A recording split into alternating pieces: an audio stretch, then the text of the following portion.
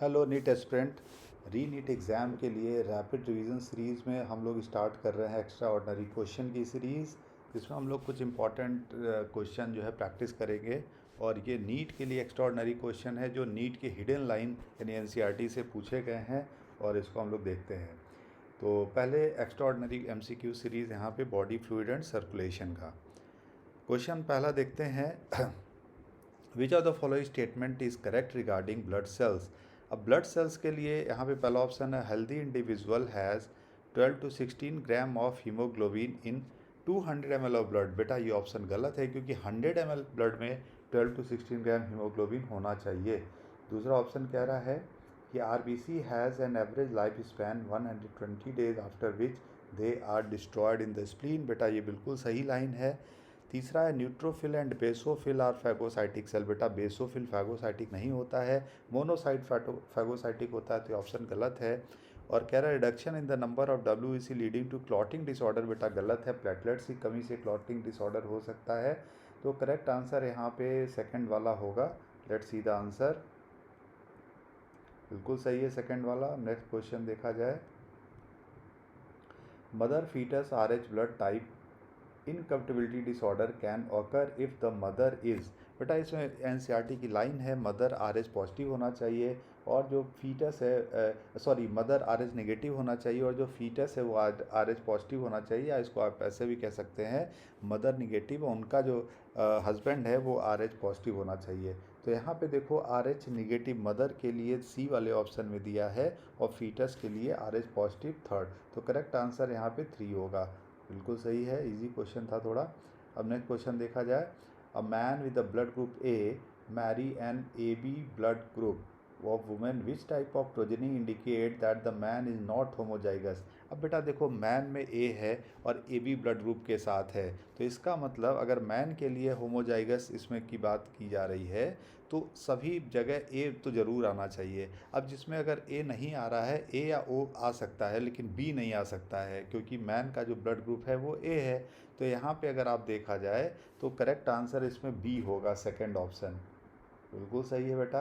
ये एनसीईआरटी का page number 281 पे आप देख सकते हैं, न्यू वाली एनसीईआरटी पे 196 पे आपको मिलेगा। Next question, which of the following statement is correct regarding lymph. अब लिम्फ के लिए क्या सही, ट्रांसपोर्ट ऑक्सीजन टू ब्रेन बिल्कुल गलत है। It transport carbon dioxide to lungs, ये भी गलत है। It return interstitial fluid to blood, ये बिल्कुल सही है, क्योंकि लिम्फ जो है फाइनली वेन के अंदर ड्रेन करते हैं। तो करेक्ट आंसर होगा 3।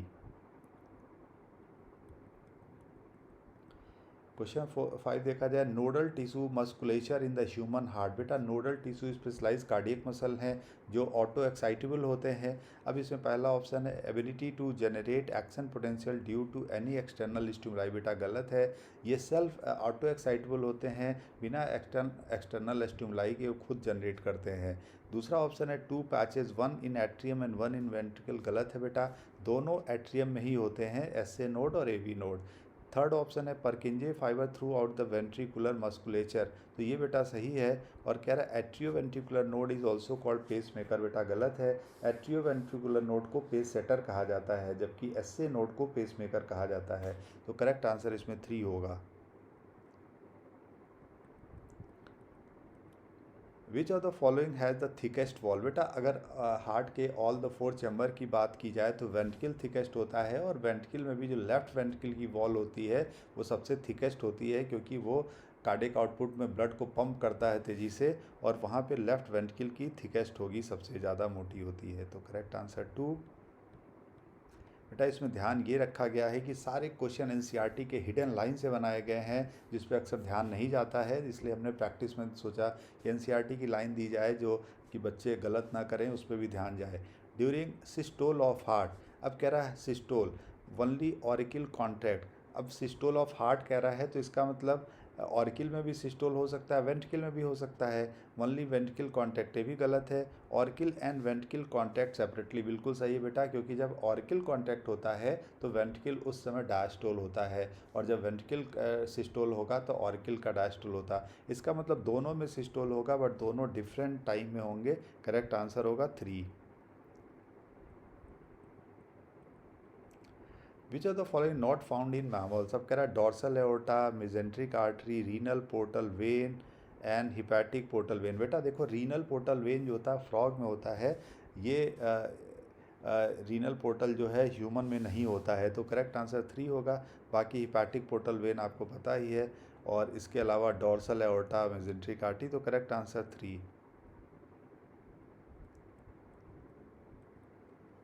Mark the incorrect statement regarding normal ECG. Patient is connected to 3 electrical leads.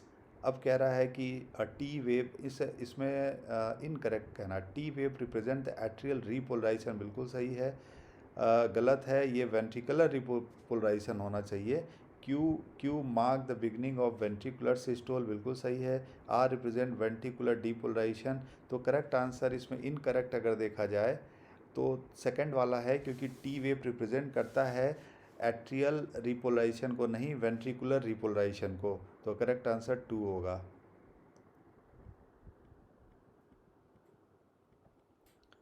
Which one of the following is a matching pair. अब इसमें कह रहा है मैचिंग पेयर आपको देखना है। Lub sharp closure of AV valve at the beginning of ventricular. तो बेटा लव साउंड जो होता है वो बेसिकली जो होता है ये लाउड साउंड होता है, और एवी वॉल्व के बंद होने पे होता है बिगनिंग ऑफ वेंट्रिकुलर सिस्टोल, बिल्कुल सही है। डब क्या कह रहा है कि suddenly opening the semi lunar wall, गलत है। डब साउंड जो है सेमी लूनर वॉल के बंद होने से होता है। Pulsation of radial artery valve in the blood vessels, pulsation of radial artery valve in blood vessels, बेटा आर्टरी के अंदर वॉल्व नहीं होती हैं, Purkinje fibre initiate of heart beat, बेटा ऐसे। तो इसमें आपको which one is the following the matching pair आपको देखना था। बाकी देखो परकिंजे फाइबर इनिशिएट नहीं करता, गलत है। पल्सेशन वाला भी गलत है, डप वाला भी गलत है, तो इसमें फर्स्ट वाला जो है यही सही करेक्ट लग रहा है, तो फर्स्ट होगा। Which of the following statement is correct regarding joint diastole. अब जॉइंट डायस्टोल में क्या होता है कि एट्रियम और वेंट्रिकल दोनों रिलैक्स स्टेज में होते हैं, तो both atria relax but ventricle contact, गलत है बेटा। Both ventricle relax but atria contact, गलत है। Both semilunar valve are open, गलत है, क्योंकि देखो बेटा जब रिलैक्स कंडीशन में होगी तो सेमी लूनर वॉल्व बंद होंगे क्योंकि ब्लड फिल हो रहा है वेंट्रिकल में।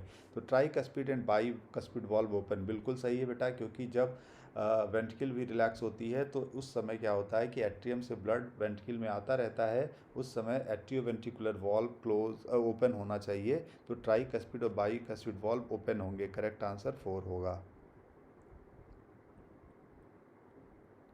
What happen when the pacemaker become non functional, बेटा पेस मेकर हार्ट का जो है ऑटो यही जनरेट करता है action potential.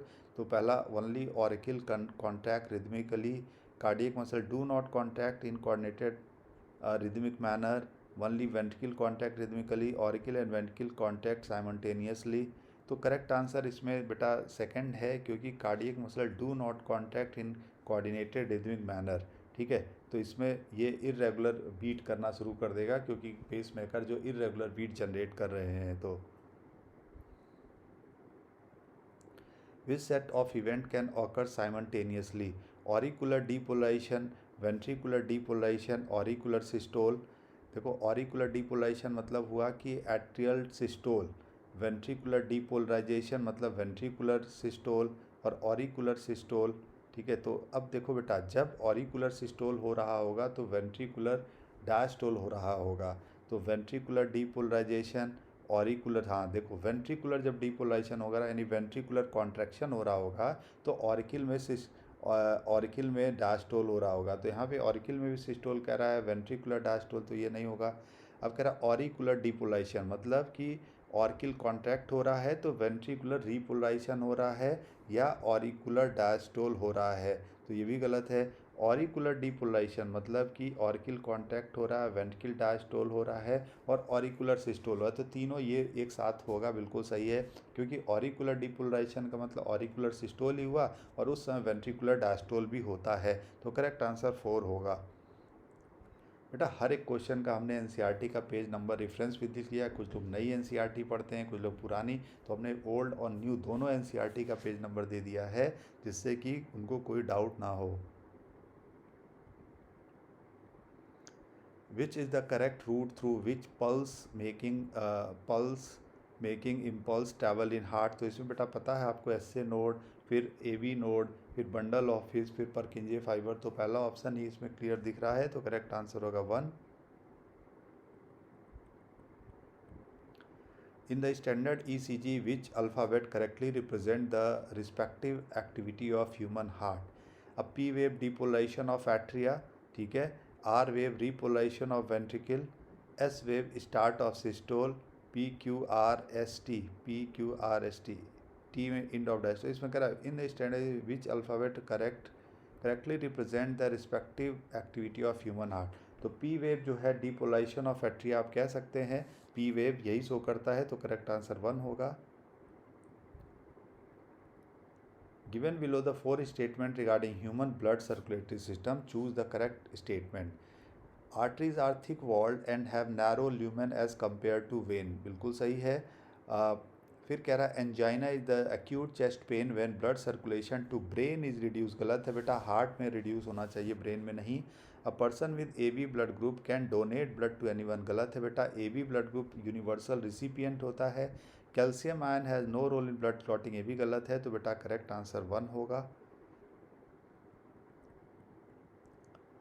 Which structure are directly involve in pulmonary circulation. तो इसमें देखो right atrium, aorta and left ventricle, left तो आएगा नहीं इसमें बेटा, तो इसमें हो गया लेफ्ट एट वेंट्रिकल, जहाँ भी है वो नहीं आ सकता, क्योंकि पल्मोनरी सर्कुलेशन जो होता है वहाँ वो लेफ्ट एट्रियल तक होता है, स्टार्ट होता है देखो राइट वेंट्रिकल से, पल्मोनरी एओर्टा के थ्रू लंग्स में जाता है और लंग्स से वापस फिर आ जाता है पल्मोनरी वेंस के थ्रू लेफ्ट एट्रियम में। तो करेक्ट आंसर होगा right ventricle, pulmonary artery and left atrium, तो करेक्ट आंसर 4 है इसमें। बेटा हर एक क्वेश्चन में एनसीईआरटी का पेज रेफरेंस दिया जा रहा है, जिससे आपको ये लगे कि कोई भी क्वेश्चन बाहर से नहीं दिया गया है, सारे क्वेश्चन एनसीईआरटी के हिडन लाइन से पूछे जा रहे हैं, जो अक्सर स्टूडेंट स्केप कर देते हैं और एनसीईआरटी के लिए बहुत ही इंपॉर्टेंट होते हैं। Which structure are directly involve in systemic circulation. तो सिस्टमिक सर्कुलेशन बेटा लेफ्ट एट वेंट्रिकल से स्टार्ट होता है और फिर डॉर्सल एओर्टा से होके बॉडी टिश्यू में जाता है, बॉडी टिश्यू से फिर जो डीऑक्सीनेटेड ब्लड है वो सुपीरियर और इन्फीरियर वेना केवा से राइट एट्रियम तक पहुंचता है। तो इसमें देखिए कह रहा है कि superior vena cava right ventricle, बेटा राइट वेंट्रिकल तो होगा नहीं, तो पहला ऑप्शन गलत हो गया। फिर सेकंड में भी राइट वेंट्रिकल ये भी नहीं होना चाहिए। Left ventricle aorta and inferior vena cava, ये बिल्कुल सही है थर्ड ऑप्शन। और फोर्थ वाला इसलिए गलत है क्योंकि right atrium, pulmonary trunk and left ventricle, तो लेफ्ट वेंट्रिकल यहाँ पे लेफ्ट वेंट्रिकल से स्टार्ट होता है, फिर एओर्टा में जाता है इन्फीरियर वेना केवा, तो करेक्ट आंसर 3 है बेटा इसमें। Find out the incorrect statement from the following. Incorrect देखना है, veins are typically larger in diameter than arteries, बिल्कुल सही है। Capillaries contain blood moving more quickly than in other parts. अब इसमें wall of artery are elastic, veins contain more blood than any other part of circulatory system. तो बेटा ये option बिल्कुल गलत दिख रहा है, क्योंकि वेन्स कोई ज़रूरी नहीं कि वेन्स से ज़्यादा ब्लड आपका जो है हार्ट में भी हो सकता है सर्कुलेटरी सिस्टम के। तो यहाँ पे ये कह रहा है कि फोर्थ वाला ऑप्शन कि vein contain more blood than any other part of circulatory system, तो ये फोर्थ वाला ऑप्शन होगा। Find out the incorrect statement from the following. इसमें देखिए capillary contain blood moving more quickly than other part, तो contain more moving more quickly than, नहीं बेटा, capillary के अंदर माइक्रो सर्कुलेशन होता है, स्लो प्रोसेस होगा वहाँ पे ब्लड का फ्लो होना। इस तरह सबसे ज़्यादा आर्टरीज में होता है ब्लड का फ्लो, सबसे ज़्यादा क्विकर मूव करते हैं, तो ये वाला ऑप्शन यहाँ ज़्यादा गलत है। Veins contain more blood than any other part of circulatory system. तो अगर ऐसे बात की जाए पूरे वेन्स को अगर सारा एक साथ देखा जाए तो उसमें ज़्यादा ब्लड की पुलिंग होती है, क्योंकि उसमें डायमीटर ज़्यादा है, तो इस हिसाब से कैपिलरी वाला ऑप्शन बिल्कुल सही दिया है। ये ध्यान देना था, तो जल्दीबाजी में एक क्वेश्चन गलत हो जाता। Which of the following statement is correct regarding neural regulation of cardiac activity. अब देखो यहाँ पे cardiac centre line the medulla oblongata बिल्कुल सही है। Sympathetic fibre accelerate heart beat while parasympathetic fibre retarded. Adrenal medullary hormone increase cardiac output. तो अब यहाँ पे देखो बेटा सारे ऑप्शन सही दिख रहे हैं, तो करेक्ट आंसर 4 होना चाहिए, तो बिल्कुल सही है। How do parasympathetic neural signal affect the working of heart. बेटा पैरासिम्पैथिक जो होता है इसके अंदर कोलिनर्जिक फाइबर होते हैं और हार्ट बीट को स्लो डाउन कर देता है, जिससे कार्डियक आउटपुट भी कम हो जाते हैं क्योंकि हार्ट बीट कम हो जाएगी। तो reduce both heart rate and cardiac output बिल्कुल सही है। सेकंड ऑप्शन कह रहा है इंक्रीज हार्ट रेट, तो ऐसा होता नहीं है। फिर इंक्रीज हार्ट रेट यहाँ भी नहीं है। Heart rate decrease but cardiac output increase, गलत है बेटा, क्योंकि cardiac output is equal to stroke volume into number of heart beat. तो यहाँ पे हार्ट रेट भी कम होगा और कार्डियक आउटपुट भी कम होगा। करेक्ट आंसर 1 है। Heart attack occur when heart valve malfunction, बेटा गलत है, वॉल्व से कोई मतलब नहीं। करोनरी आर्टरी इज ब्लॉक, ये हो सकता है। Heart is weakened by overwork, aorta is block, बेटा गलत है, एओर्टा ब्लॉक नहीं होता है, बहुत हाई प्रेशर के साथ ब्लड फ्लो करते हैं। तो करोनरी आर्टरी ब्लॉक होने को यूजली हार्ट अटैक कहते हैं, क्योंकि हार्ट की वॉल में कम ऑक्सीजन की सप्लाई होती है जिससे एंजाइना होता है। तो करेक्ट आंसर यहाँ पे सेकंड होगा। Blocking of artery due to deposition of fat and calcium is called, अब बेटा इसको एथेरोस्क्लेरोसिस कहा जाता है। एथेरोस्क्लेरोसिस को कैड भी कहते हैं, करोनरी आर्टरी डिजीज़। तो करेक्ट आंसर इसमें सेकंड है। अब बेटा इसमें आर्टेरियोस्क्लेरोसिस भी एक वर्ड लिखा है, इसका क्या मतलब होता है? इसका मतलब होता है कि जो आर्टरी की एक्सटर्नल वॉल है, इसको ट्यूनिका एक्सटर्ना कहते हैं, उसमें क्या होता है कि ओल्ड एज में कैल्शियम डिपॉजिट हो जाते हैं, तो इसकी वजह से फाइब्रस टिश्यू जो होता है बहुत हार्ड हो जाते हैं उसके ट्यूनिका एक्सटर्ना के, जिसकी वजह से फ्लैक्सिबिलिटी भी आर्टरी की थोड़ी कम हो जाती है और आर्टरी बहुत स्टिफ हो जाती है, और ये बेसिकली एजिंग की वजह से ओल्ड एज में होता है, तो इसकी वजह से ब्लड प्रेशर बढ़ सकते हैं। तो आर्टेरियोस्क्लेरोसिस बेसिकली एजिंग का एक फैक्टर है जो एक्सटर्नल लेवल पे यानी ट्यूनिका एक्सटर्ना में कैल्शियम सॉल्ट डिपॉजिट होने से होता है, जबकि एथेरोस्क्लेरोसिस में कोलेस्ट्रॉल, कैल्शियम और फाइब्रस टिश्यू आर्टरी के ल्यूमन में अंदर की तरफ डिपॉजिट होने से होता है। तो करेक्ट आंसर इस क्वेश्चन में सेकंड था। Which of the following statement is correct regarding blood pressure? 190 by 110 mmHg में harm vital organ like brain and kidney, बिल्कुल सही है बेटा, क्योंकि ये हाई ब्लड प्रेशर है और हाई ब्लड प्रेशर ब्रेन और किडनी को डैमेज करते हैं। इवन ब्रेन हैमरेज हो सकता है क्योंकि कैपिलरी यहाँ पे फट सकती है। और सेकंड ऑप्शन कह रहा है 130 बाई 90 में कंसीडर आइडियल ब्लड प्रेशर, गलत है। 120 बाई 80 को आइडियल ब्लड प्रेशर कहा जा सकता है। और फिर लास्ट वाला 105 बाई 50 mmHg में वेरी एक्टिव, गलत है बेटा, इतना लो प्रेशर पे दिक्कत हो जाएगी। तो करेक्ट आंसर यहाँ पे फर्स्ट वाला है। अब लास्ट क्वेश्चन भी देख लेते हैं। What is the condition in which heart is not pumping blood effectively to meet body requirement. बेटा देखो, हार्ट जब ब्लड को पंप करता है बट प्रॉपर कार्डियक आउटपुट नहीं दे पाता जितना बॉडी की डिमांड है, तो इसको हार्ट फेल्योर कहते हैं, और यानी हार्ट की पंपिंग एक्टिविटी डिक्रीज़ हो गई। तो ये करेक्ट आंसर यहाँ पे 4 होगा, ठीक है। और हाइपरटेंशन माने हाई ब्लड प्रेशर होता था। मायोकार्डियल इन्फ्रैक्शन जो होता है वो हार्ट अटैक की वजह से जो हार्ट की वॉल है, वह हार्ट की वॉल में ऑक्सीजन कम सप्लाई होती है, इसको मायोकार्डियल इस्कीमिया कहते हैं। और फिर मायोकार्डियल इन्फ्रैक्शन, वहाँ की सेल डेथ हो जाती है, इसको मायोकार्डियल इन्फ्रैक्शन कहा जाता है। तो इस आंसर में फिफ्थ वाला था। तो इस तरह से स्टूडेंट ये एक्स्ट्रा ऑर्डनरी क्वेश्चन जो एनसीईआरटी की लाइन थी, हिडन लाइन से क्वेश्चन थे, हम लोगों ने इसका प्रैक्टिस किया और ये सीरीज़ आगे जारी रहेगी। इसके बाद हम लोग next chapter excretory product and there elimination का भी करेंगे, और इस तरह से एनसीईआरटी के पूरी फिजियोलॉजी के जो भी है चैप्टर, सारे क्वेश्चन एनसीईआरटी के हम लोग प्रैक्टिस करेंगे। तो डियर स्टूडेंट्स, अगर आपका कोई सजेशन हो तो ज़रूर आप हमें कमेंट बॉक्स में बताना। तो आज के लिए इतना, थैंक यू सो मच।